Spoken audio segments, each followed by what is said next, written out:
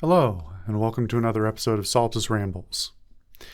If you're a longtime viewer of my channel, or really if you clicked on this video at all, seeing what it's titled, you already know that by virtue of my entire manner of conducting my media analysis and the types of things I talk about, that I have spoken extensively on how I think people should have strong opinions and be well informed and strive to increase the amount of information and knowledge they have about the world and to have informed opinions, basically.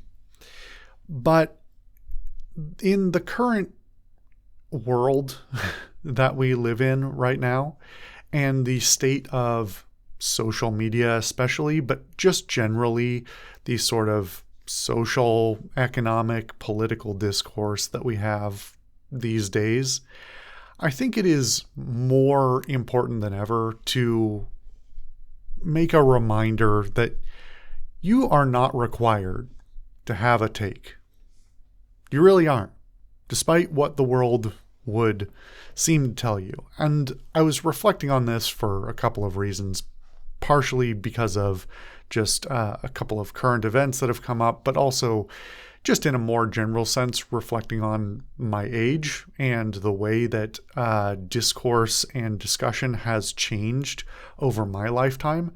The types of discussions, the type of social expectations that have been on me between when I was much younger and now, and how social media itself, among other things, has really influenced the way that we have discussions, the way that we engage with the things we believe, the things that are not objective reality, the things that are not just pure facts. And even when there are facts, people's feelings are attached to them.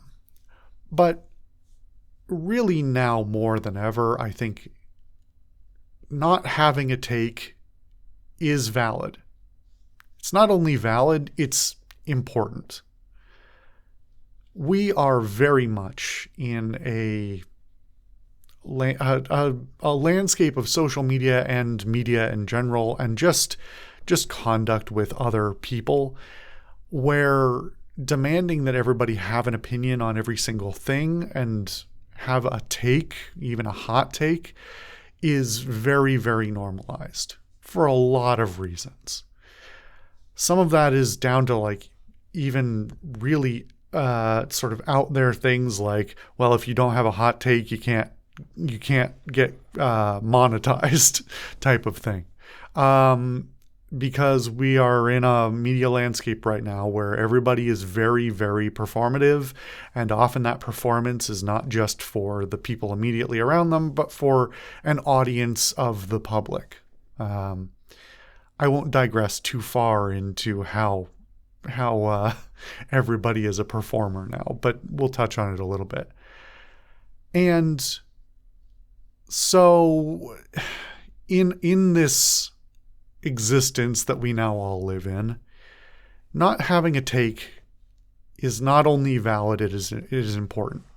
This is not in contrast to or in opposition to my opinion that you should always try and have a strongly held opinion that is well informed and that is based on reality and not just what you've invented in your own mind or what somebody else has told you. These things to me go hand in hand. As is very obvious from this series, from my entire channel, I am a person of strong opinions. I like to be very informed. I like to be sort of debating things in my mind, constantly, going over my knowledge and forming my understanding of reality based on whatever new information I have gained at any given time. And on some level, that is fundamentally exhausting, but it is also not something I can necessarily avoid, both because of the way my brain works and just because of the world we live in right now. And the reality of that is sometimes I don't have an opinion, or I don't have a strong opinion, or I don't have an informed opinion. And it is important to recognize when those things are true, When are the things that you hold to be true not informed, not strongly held, not up to date even? Because it is very easy to tell yourself that, well, I thought this 10 years ago, and so it is true now. And more often than not, that is not the case. The speed of the world, among many other things, is very different than it was once upon a time. And trying to be completely informed about everything that goes on around you is a fundamentally impossible task that will drive you to the brink of insanity and beyond it. So, having an informed opinion is important, but having no opinion, or having an opinion that you don't think needs to be shared or you don't think is good enough to be shared, is also really important. It's also totally valid to have a strongly held opinion and not share it. And in this media landscape, and I keep saying that phrase, but I don't love it, but that's what it is. In this social media landscape, in this media landscape in general, there are a lot of people who, whether they are deliberate malicious actors or not, is not often not clear and ultimately doesn't matter. There are a lot of people out there who will demand to know your opinion on every single thing. And you know what? You don't have to give it to them. They have no right to demand that of you. You can have whatever opinion you want and not share it. You can hold it to your chest for whatever reason, either for your own privacy or your lack of informedness or whatever you think the reason needs to be. It's valid to just not share that. It's in fact kind of a rebellious act these days to do that, which is a wild thing to say. But you don't have to state your opinion. If somebody is demanding you state your opinion about something, they don't actually want your opinion. They want to see if your opinion is the same as theirs. And if it isn't the same as theirs, they're going to be upset. They have an ulterior motive, as people often do. They are not coming at you about it with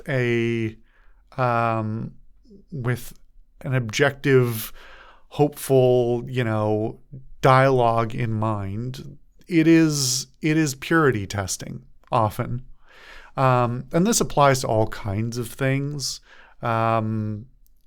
It's really gotten to a weird point where everything from extremely controversial topics to the state of the world is treated with the same level of seriousness and aggression, even as something as simple as music preference.